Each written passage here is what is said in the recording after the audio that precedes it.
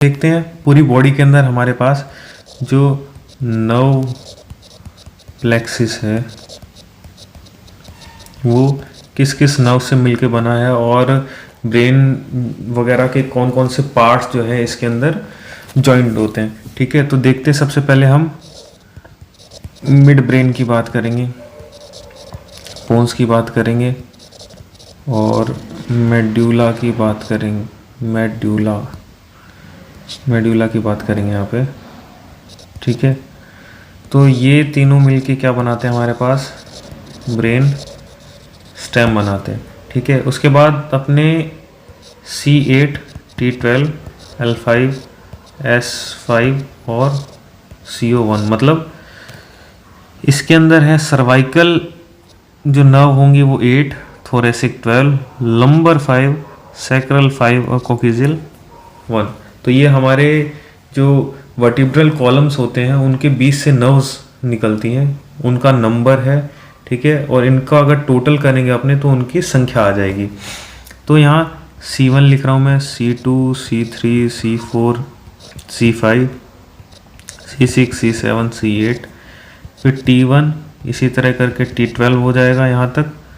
और उसके बाद लंबर वर्टिब्रा। ठीक है, उसके बाद क्या है, lumbar L1, L2, L3, L4, L5। उसके बाद S1, S2, S3, S4, S5 और कोक्सीजियल 1। ठीक है, तो अब यहाँ पे हम देखते हैं कि जो सर्वाइकल प्लेक्सिस होता है हमारा वो कौन फॉर्म करता है। तो C1 से लेके C5 तक का जो पोर्शन है वो हमारा बनाएगा सर्वाइकल प्लेक्सिस। सर्वाइकल प्लेक्सिस क्या बनाएगा, सर्वाइकल प्लेक्सिस। ठीक है, और सर्वाइकल प्लेक्सिस का काम क्या होगा, सर्वाइकल प्लेक्सिस का काम है अपर लिम्ब। अपर लिम्ब के अंदर क्या, अपर लिम्ब के अंदर हमारे अपर लिम्ब के ऊपर का वो जो पोर्शन है, मतलब डायफ्राम और नेक। अपर लिम्ब नहीं, अपर लिम्ब के जो ऊपर का पोर्शन है कौन सा, नेक रीजन है।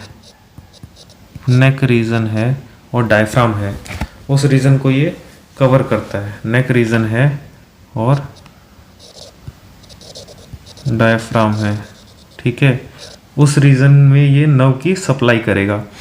उसके बाद हम देखते हैं आगे वाला कौन सा, C5 से लेके T1 तक का पोर्शन है। C5 से लेके T1 तक का पोर्शन है, ये होता है हमारे पास ब्रेकियल प्लेक्सिस। क्या होता है, ब्रेकियल प्लेक्सिस होता है। ब्रेकियल प्लेक्सिस है वो अपर लिम्ब को सप्लाई करता है, अपर लिम्ब को सप्लाई करता है। अपर लिम्ब के अंदर कौन सा पोर्शन आ जाएगा अपना, अपर लिम्ब के अंदर हमारे आ जाएंगे आर्म्स आ जाएंगे। ठीक है, और फोर आर्म आ जाएंगे। ठीक है, आर्म और फोर आर्म आ जाएंगे। उसके बाद हम देखते हैं थर्ड नंबर पे हमारे पास क्या आता है, थर्ड नंबर पे आता है हमारे पास लंबर प्लेक्सिस। लंबर प्लेक्सिस जो होता है वो जो हमारा होता है थाई रीजन, थाई रीजन को सप्लाई करेगा। और इसके अंदर कौन कौन सी नर्व्स आती हैं, तो L1 से लेके L4 तक की आएंगी लंबर प्लेक्सिस के अंदर ना, लंबर प्लेक्सिस। ठीक है, और इसके अंदर कौन कौन किसको सप्लाई करेगा, मतलब ये थाई रीजन को सप्लाई करेगा। ठीक है, उसके बाद हम देखते हैं अगला क्या है हमारे पास, कौन सा, सैक्रल प्लेक्सिस। सैक्रल प्लेक्सिस जो होता है हमारे पास वो L4 से S4 तक होता है। कहाँ से, L4 से S4 तक होता है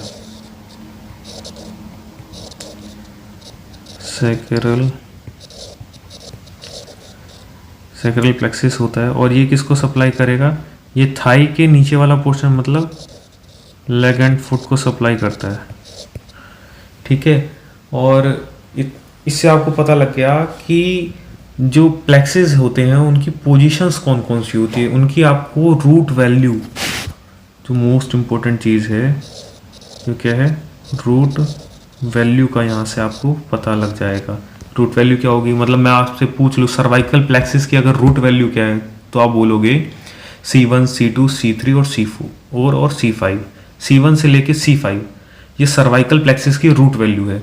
ठीक है, अगर मैं पूछ लूँ ब्रेकियल प्लेक्सिस की रूट वैल्यू क्या है, तो C5 से लेके T1 ब्रेकियल प्लेक्सिस की रूट वैल्यू है। अगर मैं पूछ लूँ लंबर प्लेक्सिस की रूट वैल्यू क्या है, तो L1 से लेके L4 तक जो है वो इसकी रूट वैल्यू है। और सैक्रल प्लेक्सिस का पूछूं तो आप बोलोगे L4 से लेके S4 तक का जो पार्ट है वो इसका सैक्रल प्लेक्सिस का रूट वैल्यू है।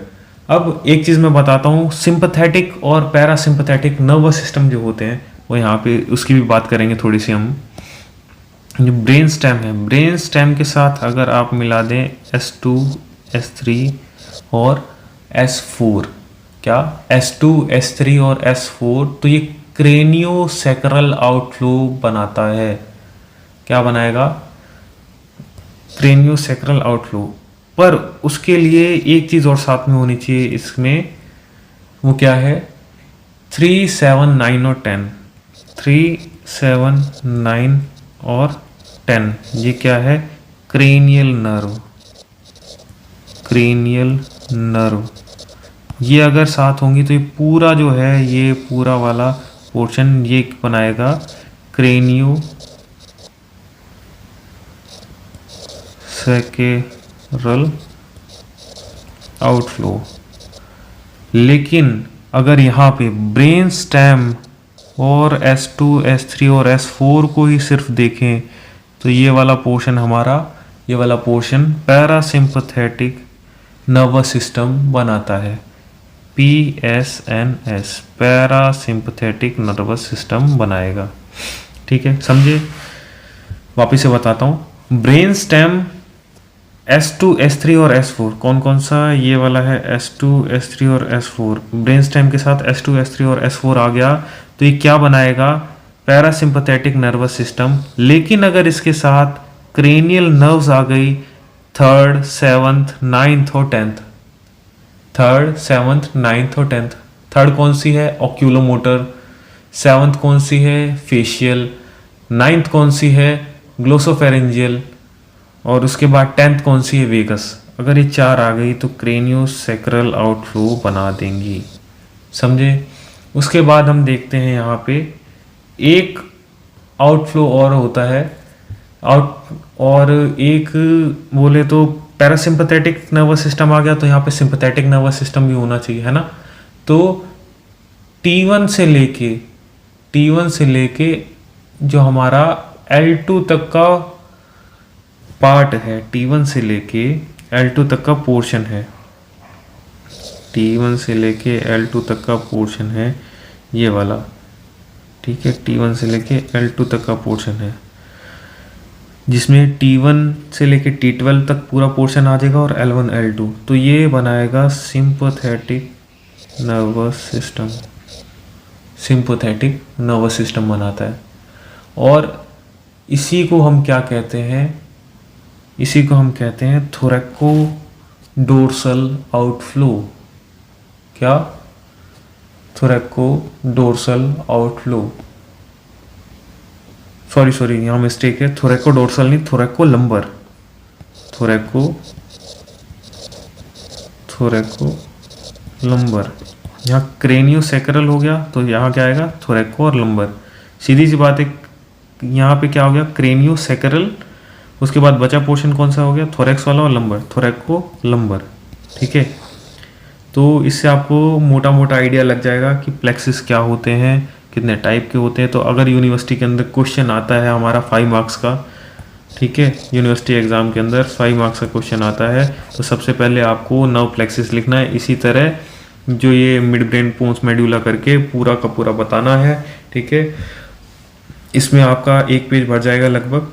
ठीक है, और फिर आप आगे बताएंगे जो भी प्लेक्सिस वो पूछ रहा होगा, तो उसके बारे में फिर हम डिस्कस करते हैं। तो यहाँ पे सबसे पहले हम क्या देखने वाले हैं? सबसे पहले हम देखने वाले हैं यहाँ पे ब्रेकियल प्लेक्सिस।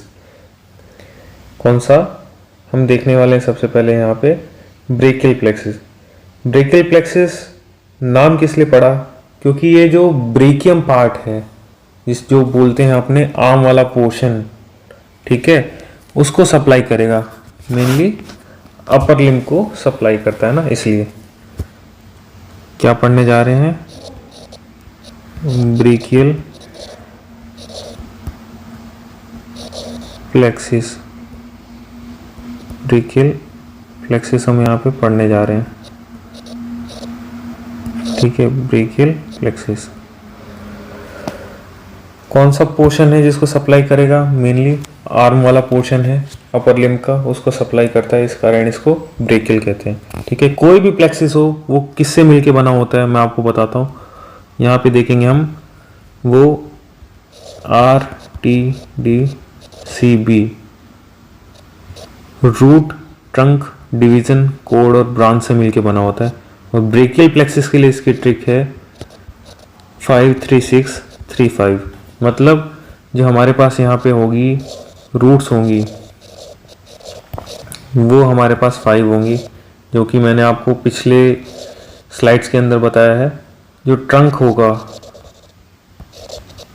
ठीक है, वो हमारे पास 3 होंगे यहाँ पे। ठीक है, जो डिवीज़न होंगे, डिवीज़न कितने होंगे यहाँ पे हमारे पास? 6 होंगे।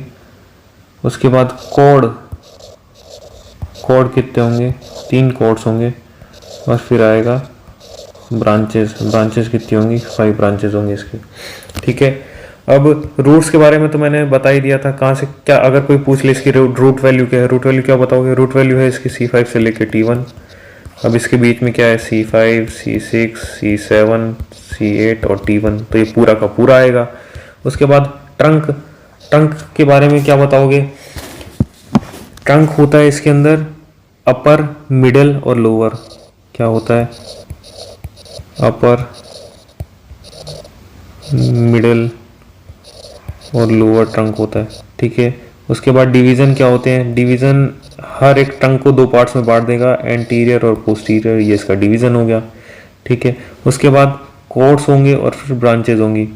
ठीक है, कोड्स क्या होंगे? लैटरल, मिडल और पोस्टीरियर कोड। कौन कौन से?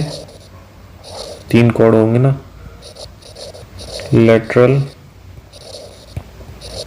मिडल और पोस्टीरियर कोड होगा। ठीक है, उसके बाद ब्रांचेज होंगी हर एक की। ठीक है, तो अब मैं बताता हूँ ब्रेकियल प्लेक्सिस ड्रॉ कैसे करना है आपको। ये तो आपको बताया कि किस तरह याद रखना है। RTD-CB root, trunk, division, cord और ब्रांच। 5-3-6-3-5 ये इसकी ट्रिक है। क्या है? ये इसकी ट्रिक है भाई, इसे आप नोट डाउन कर लेना। इसी से याद रहेगा कि कितने रूट हैं, कितने ट्रंक हैं, कितने डिवीज़न हैं, कितने कोड हैं और कितने ब्रांचेस हैं। ठीक है, उसके बाद हम देखते हैं ब्रेकियल प्लेक्सिस को ड्रॉ कैसे करते हैं। ठीक है, तो हम देखेंगे यहाँ पे हम लिखेंगे C5, C6, C7, C8 और T1। ठीक है, ये क्या हो गए? इसके रूट्स, ये सारे हैं इसके रूट्स। और रूट्स जो होते हैं वो वेंट्रल प्राइमरी रेमाई से ओरिजिनेट होते हैं। किससे? वेंट्रल प्राइमरी रेमाई से, वेंट्रल प्राइमरी रेमाई से ओरिजिनेट होते हैं। अब इसे याद कैसे रखना है कि किस तरह ड्रॉ करेंगे हम ब्रेकियल प्लेक्सिस को? तो ऊपर के जो दोनों हैं इनको अपने स्ट्रेट ऐसे खींचेंगे, ये ऊपर के दोनों को मिला देंगे और नीचे के दोनों को मिला देंगे। ये याद रखना है। ठीक है, क्या कि ऊपर के दोनों रूट और नीचे के दोनों को रूट को मिला देंगे। ठीक है, और ये जो बीच वाला है वो स्ट्रेट रहेगा। ठीक है, अब मिलने के बाद क्या होगा? ये एक हो जाएंगे। ये वाला जो है वो ऐसे ही रहेगा सीधा, और ये मिलने के बाद ये एक हो गए। ठीक है, तो अब जब एक हो गए तो ये क्या बन जाएगा? ट्रंक बन जाएगा। क्या? ट्रंक। ये तो हो गए इसके रूट्स। क्या हो गए? रूट हो गए। ये फिर आगे क्या बना? इसका ट्रंक, इसका ट्रंक बन गया। ठीक है, ट्रंक की नेमिंग क्या करेंगे हम? अपर, मिडल और लोअर ट्रंक। क्या? अपर, मिडल और लोअर ट्रंक। अपर ट्रंक, मिडल ट्रंक और लोअर ट्रंक। ठीक है, अब जो ट्रंक होता है वो ही आगे जाके टू पार्ट्स के अंदर डिवाइड होगा, एंटीरियर और पोस्टीरियर। यहाँ पे एंटीरियर पोस्टीरियर को एपी लिख रहा हूँ मैं, एंटीरियर और पोस्टीरियर, एंटीरियर और पोस्टीरियर, एंटीरियर और पोस्टीरियर।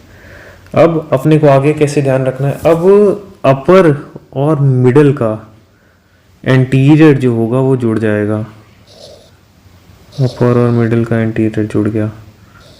ठीक है, अपर मिडल का एंटीरियर जुड़ गया, और सभी के पोस्टीरियर जुड़ जाएंगे, वो नीचे आ जाएंगे। सभी के पोस्टीरियर जुड़ के नीचे आ गए, इसका पोस्टीरियर और सभी के पोस्टीरियर जुड़ के नीचे आ गए। और लोअर ट्रंक का जो एंटीरियर पोर्शन है वैसे मिड में आ जाएगा। ठीक है, इस तरह अपने को याद रखना है। यही सबसे सिंपल और सबसे इजी चार्ट है, इजी डायग्राम है। ठीक है, इससे आपको इजीली याद हो जाएंगी चीज़ें, इसलिए पूरा फोकस करना है आपको। उसके बाद ये क्या हो गया हमारे पास, सबसे पहले रूट, फिर ट्रंक, फिर ये डिवीज़न हो गए, और डिवीज़न के बाद क्या बनेंगी, मिलने के बाद कॉर्ड। ठीक है, ये ट्रंक हो गया, ये आगे डिवीज़न हो गए, डिवीज़न। ठीक है, उसके बाद आगे क्या है, कॉर्ड। ये हमारे पास कॉर्ड हो गई, क्या हो गई, कॉर्ड। अब इस कॉर्ड की नेमिंग करेंगे हम, कॉर्ड की नेमिंग देखेंगे तो ये हो जाएगा लैटरल, मिडल और पोस्टीरियर। क्या, लैटरल, मिडल और पोस्टीरियर कॉर्ड। ठीक है, अब इनकी ब्रांचेस देखेंगे हम आगे। तो लैटरल जो कॉर्ड है उसकी 3 ब्रांचें हैं, इसको याद कैसे रखेंगे, एल एम एल। ठीक है, ये इसकी ट्रिक है। मिडल की याद कैसे रखेंगे, M4U। और पोस्टीरियर का कैसे याद करेंगे, अल्नर, ULNAR। ये इनकी ब्रांचेस की ट्रिक है। ठीक है, तो अब मैं आपको बताता हूँ LML का मतलब क्या है। LML का मतलब है, जैसे ये एक ब्रांच निकली इसकी, ठीक है, एक ब्रांच निकली तो ये क्या होगी, L मतलब लेटरल पेक्टोरल नर्व की ब्रांच। ठीक है, उसके बाद ये वाली जो है वो है मस्कुलोक्यूटेनियस के लिए, लेटरल पेक्टोरल, मस्कुलोक्यूटेनियस, और फिर lateral root, lateral pectoral musculocutaneous, और फिर ये वाला पोर्शन हो गया लेटरल रूट। ठीक है, अब M4U से क्या, M4U से हम देखेंगे यहाँ पे ब्रांचेस। M से मिडल पेक्टोरल नर्व, क्या है, मीडियल, मिडल नहीं मीडियल, मीडियल पेक्टोरल नर्व। कौन सी, ये वाली, मीडियल पेक्टोरल नर्व। ठीक है, उसके बाद दूसरी ब्रांच कौन सी निकलेगी इसकी, दूसरी निकलेगी medial cutaneous nerve of arm and four arm. 2 ब्रांचें निकलेंगी। ठीक है, 1 और 2। सबसे पहले निकली कौन सी, मीडियल पेक्टोरल, ये वाला मिडल है, ये ध्यान रखना, ये वाला मिडल है, ये वाला मिडल है, ये मीडियल है। ठीक है, medial pectoral nerve, medial cutaneous nerve of arm और medial cutaneous nerve of forearm. ये आर्म है, ये फोर आर्म है, मीडियल क्यूटेनियस, इन दोनों के अंदर medial cutaneous nerve of arm, medial cutaneous nerve of forearm. ठीक है, उसके बाद क्या है, एक चौथी ब्रांच क्या निकलेगी इसके अंदर से, ये वाली, और ये दोनों ज्वाइन करेंगे आगे ना, चौथी ब्रांच क्या है इसकी? चौथी ब्रांच है मीडियल रूट। क्या है? Medial root. Medial root. 4 M से ही होगी ना स्पेलिंग, एम से मीडियल पेक्टोरल, फिर मीडियल क्यूटेनियस नावोफार्म, फिर मीडियल क्यूटेनियस नावोफोराम, फिर मीडियल रूट। ये मील नहीं है, ये मीडियल है।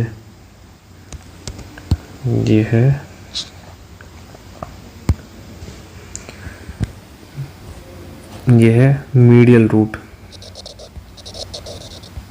मीडियल रूट, ठीक है। अब ये लेटरल रूट और मीडियल रूट जो है वो मिल के क्या बना देते हैं? वो मिल के बना देंगे मीडियन नर्व। क्या बनाएंगे? मीडियन नर्व, ठीक है। और यहाँ पे ये एक लास्ट ब्रांच जो निकली, ये जैसे 1 2 3 4 और ये 5वीं ब्रांच है लास्ट, ये कौन सी होगी? अल्नर नर्व की। अल्नर नर्व की ब्रांच है। उसके बाद देखेंगे हम पोस्टीरियर कोड। पोस्टीरियर कोड से भी 5 ब्रांचेस निकलेंगी। अब उन 5 ब्रांचेस के नाम देखेंगे हम, कौन कौन सी 5 ब्रांचेस है। सबसे पहले ये देखेंगे 1 2 3, फिर ये 4 और ये 5, ठीक है। सबसे पहले होगी upper subscapular nerve. Upper subscapular nerve, subscapular nerve. अगली है यू से अपर सबस्कैपुलर, एल से लोअर सबस्कैपुलर, ठीक है। Upper subscapular, lower subscapular. N से nerve to latissimus dorsi, nerve to latissimus dorsi, ठीक है। उसके बाद क्या है? Radial nerve. रेडियल नर्व, और उसके बाद एक्सिलरी नर्व, ठीक है। अब इसके आगे हम मसल सप्लाई भी देख सकते हैं, लेकिन लेक्चर क्या है थोड़ा सा बड़ा हो जाएगा, उसके लिए अपने देखते हैं। उससे पहले मसल सप्लाई से पहले एक पॉइंट और देखते हैं, जैसे C5 C6 और C7, ठीक है। ये तीनों मिलके लॉन्ग थोरेसिक नर्व बनाएगा। लॉन्ग थोरेसिक नर्व बनाएगा। इसकी रूट वैल्यू क्या है? C5 C6 C7, और इसको क्या कहते हैं? Nerve of Bell. मतलब मंदिर के अंदर जब घंटी बजाते हैं हम हाथ ऊपर करके, जैसे मंदिर की घंटी, तो ये वाली नर्व काम करती है उसके अंदर, ठीक है। अब यहाँ पे हम कुछ एक इसके क्लिनिकल्स देख लेते हैं। ये मेनली कंप्लीट हो गया। इसके अंदर क्या है कि मसल्स की नर्व सप्लाई बाकी है सिर्फ, तो 2 क्लिनिकल्स की बात कर लेंगे जो कि कई बार पूछ लेता है एग्जाम के अंदर, वाइवा के अंदर स्पेशली पूछता है, ठीक है। अपर ट्रंक जो है उसके अंदर अगर डैमेज हो जाए इस पोर्शन में, और लोअर ट्रंक जो होता है उसके अंदर डैमेज हो जाए इस वाले पोर्शन में, तो उसको क्या क्या कहेंगे, है ना। तो उसको क्या क्या कहेंगे? तो जैसे यहाँ पे देखते हैं हम, अपर ट्रंक के अंदर डैमेज हो जाता है तो उसको हम क्या कहते हैं? अपर ट्रंक में डैमेज हो जाने पे उसको हम कहते हैं अब्स पाल्सी। क्या? अब्स पाल्सी। अब्स पाल्सी, ठीक है। और लोअर ट्रंक के अंदर डैमेज हो जाए तो इसे कहते हैं क्लम्पकेज पाल्सी। क्या? क्लम्पकेज पाल्सी, ठीक है। एक कॉमनली वर्ड आपने सुना होगा बेल्स पाल्सी। उसके अंदर क्या होता है? फेशियल पैरालिसिस होता है। तो वैसे ही अगर अपर ट्रंक के अंदर कोई डैमेज हो जाए तो फिर अब्स पाल्सी हो जाती है, और लोअर ट्रंक के अंदर डैमेज हो जाए तो क्लम्पकेज पाल्सी हो जाती है। अब इसका इफेक्ट जो होगा वो आगे पड़ता है। जैसे अपर ट्रंक में डैमेज होने पे ये पूरा का पूरा आगे वाला पोर्शन है जो आपको दिख रहा है, ये लेटरल पेक्टोरल मस्कुलोक्यूटेनस लेटरल रूट, ये वाला पोर्शन, ठीक है। और पूरा का पूरा ये लोअर टंग के अंदर डैमेज होने पे क्लमकेज पॉलिसी में ये अपना पूरा पोस्टीरियर कोड और मिडल कोड जो होता है वो इफेक्ट होता है, ठीक है। तो अब हम देखते हैं इसके आगे इसकी कुछ एक की क्या मसल्स की सप्लाई। तो जैसे अब हम देखते हैं मसल की सप्लाई।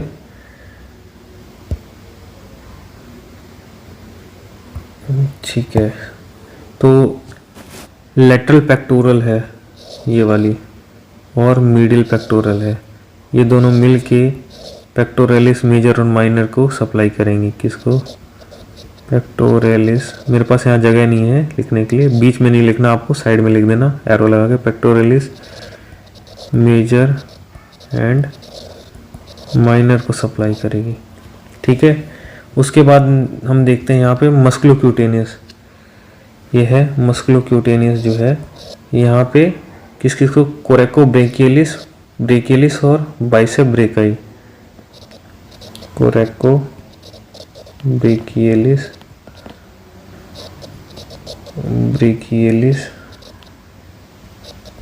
और बाइसेप ब्रेकाई इनको सप्लाई करती है। उसके बाद जो मीडियन नर्व है, जो ये वाली मीडियन नर्व फोर आर्म और हैंड को सप्लाई करेगी। किसको? फोर आर्म हैंड को सप्लाई करती है, ठीक है। उसके बाद जो अल्नर नर्व है हमारे पास वो most of the muscle of four arm को सप्लाई करेगी, ये भी फोर आर्म को सप्लाई करेगी, ठीक है। उसके बाद ये अपने देख लिया अपर और लोअर सबस्कैपुलर नर्व जो है, तो ये किसको करेगी? सबस्कैपुलरिस मसल को ही करेगी ना। अपर और लोअर सबस्कैपुलर नर्व है तो एक कॉमन सी बात है, तो सबस्कैपुलरिस मसल को ही सप्लाई करेगी ना, ठीक है। लॉन्ग थोरेसिक नर्व है ये वाली, या नर्व ऑफ बेल कहते हैं, ठीक है। ये किसको सप्लाई करेगी? ये सप्लाई करेगी हमारे पास सेरेटस एंटीरियर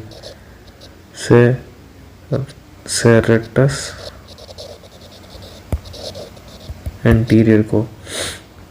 उसके बाद ये नर्व टू लेटिस्मस डोर्साई, ये इसके नाम से पता चल रहा है, लेटिस्मस डोर्साई को ही सप्लाई करेगी, लेटिस्मस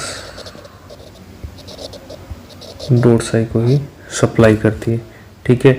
अब C5 पे यहाँ से एक नर्व जाएगी, इसको कहते हैं डोर्सल स्कैपुलर नर्व, जो लिवेटर स्कैपुले को सप्लाई करेगी।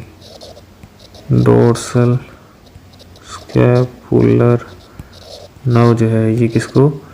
लिवेटर स्कैपुले, रोम्बोइडस मेजर और माइनर, रोम्बोइडस मेजर एंड माइनर को सप्लाई करेगी, ठीक है। और यहाँ पे दो नर्व और रहती हैं आउस पाल्सी के लेफ्ट और राइट पे, ठीक है। क्या? सुप्रास्कैपुलर और नर्व टू सबक्लेवियस। कौन सी? सुप्रास्कैपुलर, ये वाला क्या है? Nerve to subclavius. तो यहाँ पे आपका ब्रेकियल प्लेक्सिस जो होता है वो कंप्लीट होता है।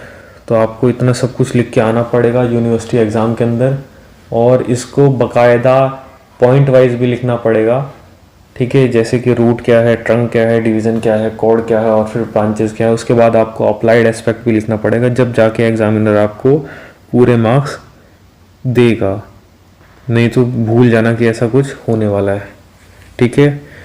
तो ये कंप्लीट हो गया। अब हम मिलते हैं अगली वीडियो में अगला प्लेक्सिस लेके।